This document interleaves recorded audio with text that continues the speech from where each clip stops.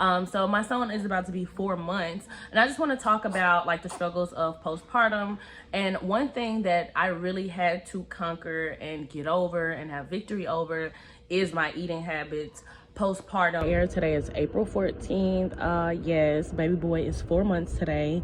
So mom is having some carb balance bread. Both slices are about 50 calories, 4 net carb. Like, I cannot believe it. And I also have a whole avocado, but it's a small avocado. And then I have 2 eggs with 2 scoops of cottage cheese, of course, for that extra protein, you guys. And I have 2 turkey sausages. And I realized that I was not going to be able to lose the weight after having my baby during my postpartum recovery if I did not eat. You cannot go all day starving yourself not eating. And it's kind of like, I used to cook every day. Me and my husband, we would have, breakfast, lunch, and dinner. Now again, he had lunch at work, but dinner was always made. So I did know, like, hey, when we do have the baby, we're not going to be able to have dinner made every night. I can't just lollygag around for 2-3 hours cooking dinner. I love it. I love to cook. I love to cook for my family, but we don't have the type of time. So what do you do if you don't have the type of time? Crock pot. I utilize my crock pot. I love to prep my meals, but I definitely love to prep my protein. And let's say you're like me and my husband, we have different taste buds. I eat more cleaner than my husband. He likes to have fun, enjoy life. I have more of a like stern diet or whatever. Not a diet, just have more of a lifestyle. My husband, he likes to have snacks, stuff like that. So definitely, if you live with somebody and you're like, oh, it's hard, like my roommate or my husband or my boyfriend or my cousin, like my sister, whoever I live with, like they don't eat healthy and I just had a baby, how can I actually eat healthy? At the beginning of your postpartum journey, you do have to realize, baby, nobody's gonna come and lose the weight. Nobody. And trust me, I had to realize that. And it's hard when, you and your spouse, your new parents, or hey, whether you've been postpartum for 5 years, it's kind of like you didn't have the time, like you might not have the time, and not everybody has the time.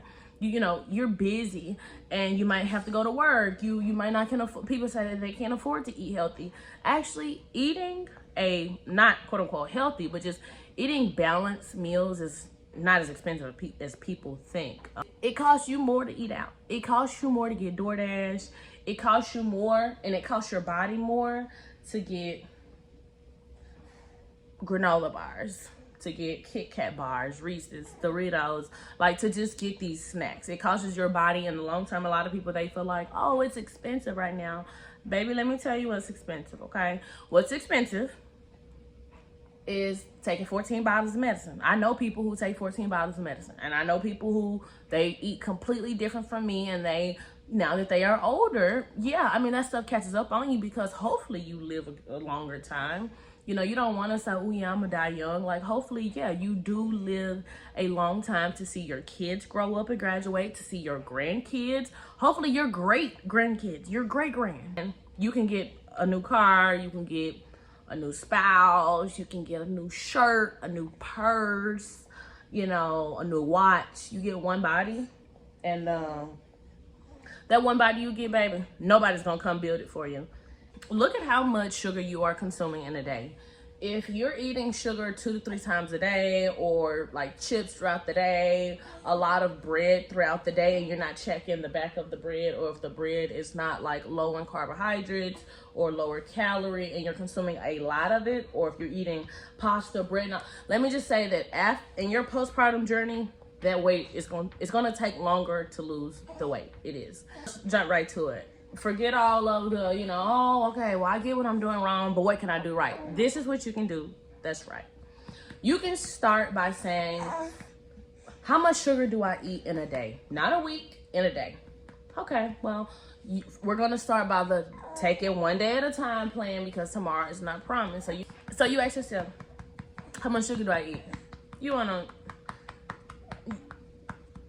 to minimize that to maybe 10% per day. And whatever sweet treat that you're picking, if we're saying it's just not a protein bar, not a granola, we're talking about Reese's, Butterfinger, my favorites, but I cannot eat them. You know, I think the reason why I do not eat sweet stuff is because I have no self-control when it comes to sweets. So it's just a non-negotiable. I just can't do it. But I mean, hey, if you have boundaries, yeah, put it at a 10% of your day. The other 90% of your day, make sure you're focused on water and whole foods, okay? Water and whole foods. Now, if you're saying you don't have an appetite,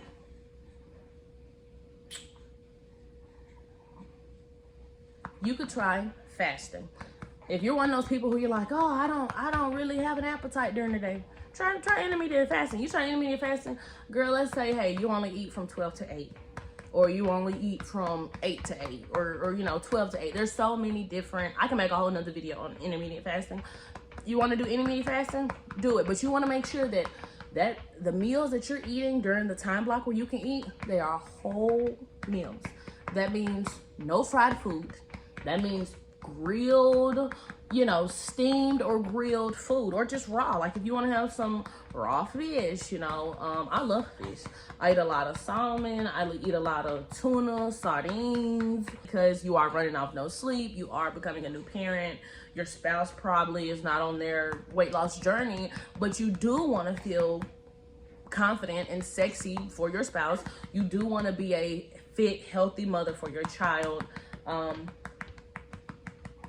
And you do mentally want to beat that postpartum depression. I mean, you do want to. And I think that especially when you're trying to like sleep train your baby or something like what we've been doing, or if you're trying to like save money because, hey, having a kid is expensive, then yeah, you're not going out every day. So yeah, it can get a little low. So moving your body and making sure that you're prioritizing your health throughout the postpartum journey is a non-negotiable. I think that you deserve it. I know that you want to do it, and sometimes we want to do things, but we don't know how. Sometimes we want to do things and we don't know how. Sometimes we know how to do them and we just need like somebody to confirm it. And so if you've been thinking like, hey, I'm 4 years postpartum, hey, I'm 10 years postpartum, hey, I just had my baby a week ago, 2 weeks ago, whenever your doctor clears you, take off the floor running, focusing on your nutrition, the food that you're consuming, how active you are, your water intake. You want to make sure that the same way you're putting in your little baby over here, the same way same way you put into your little baby, make sure you put that into you.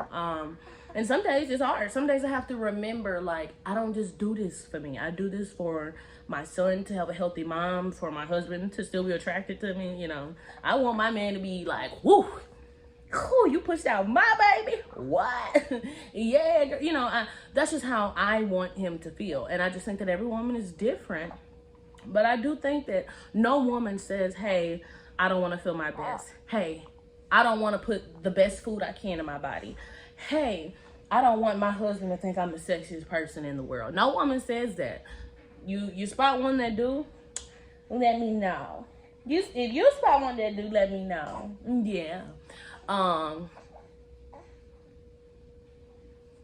So yeah, like you don't have to be alone in your postpartum journey, and a lot of people feel like, hey, you know, it does take a lot of time. You get that sliced turkey, that sliced chicken breast, put it on a salad. When you get in the morning, you can put it on an egg sandwich, like what I just had in the video.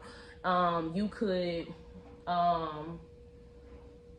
do cheese roll-ups, like get you some mozzarella cheese or like some string cheese, put it inside of the turkey breast or the chicken breast, roll them up, y'all, and put them in the microwave, put them in your air fryer, make you some low balance quesadillas and get you some salsa if you like. Yeah, you think that sounds good, don't it? Yeah, it sounds good. Baby boy think it sounds good. You know, we love Mexican food. So if you want recipes on like, hey, I need some food, check the description box, okay? I'm gonna put the link in the description box, and it's gonna navigate you on exactly where to go, to where I have a cookbook, got you some good recipes in there, and these are staple meals in my house, meaning I can enjoy them, and my husband, he's not as a strict eater as me, he enjoys them. And we just, you know, we make them different ways, but I've been able to lose 30 pounds eating the foods that are in the description box if you click the link. So me and baby boy are gonna do some tummy time. I love you guys, and we're gonna see you on the next video.